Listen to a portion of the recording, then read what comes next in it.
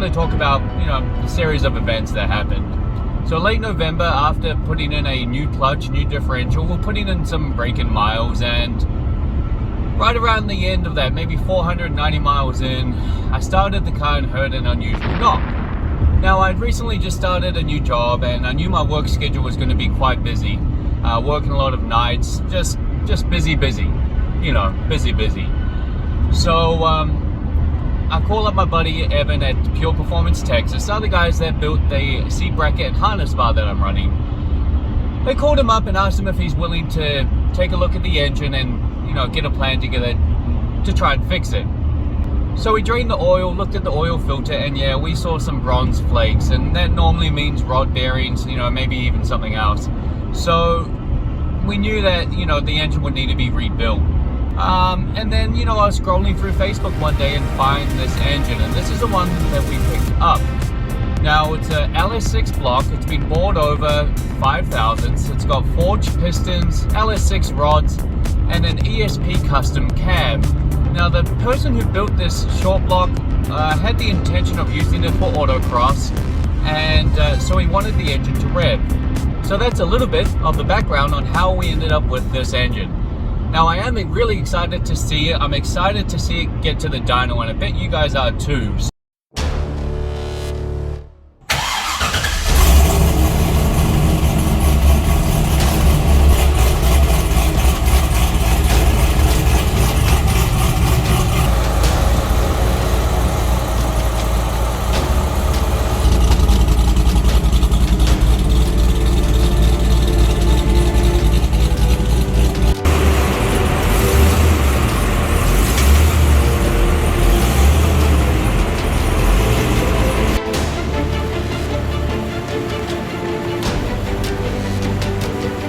So today's the day. We've got the car on the dyno. Let's see how she does.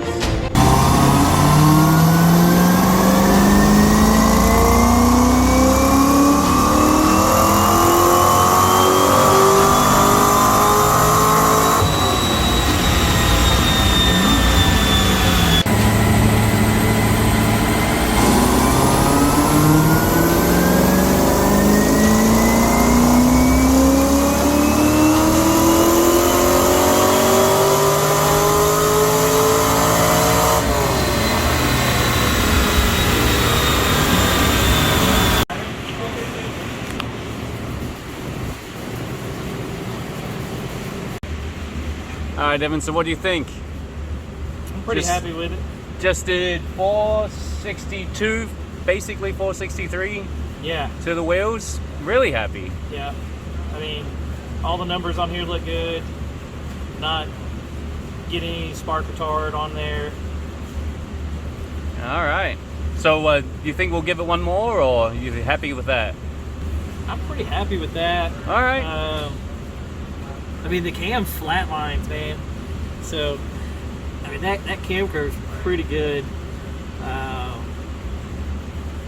mean, you could, with a few other modifications, like just a better rocker setup, we could probably twist this thing to 75.8. Yeah. Maybe probably about 7,800 RPM. If it keeps flatlining, it'll probably drop off about 7,500. But you think right now leave it at a 68 red line?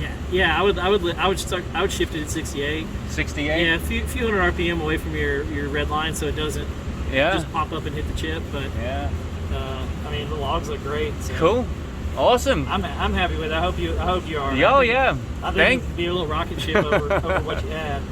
Yeah, I'm excited. Thanks, Evan. Yeah, no problem. So here we are back from the dyno, and I'm really happy with the results. Now let's talk through this dyno chart. Now this was a Mustang dyno, however, the green line here represents what a dyno jet dyno would run, and we're going to use that line, well, because it's a bigger number really. So the peak numbers for horsepower, 462, and for the torque, 378. So really healthy numbers at the wheels. Now, if we account for our drivetrain loss, if we want to think about what the crank horsepower would be, typical rear-wheel drive setups lose about 15% of efficiency. So at the crank, we're looking at about 530 horsepower. So plenty, and it exceeded my goals.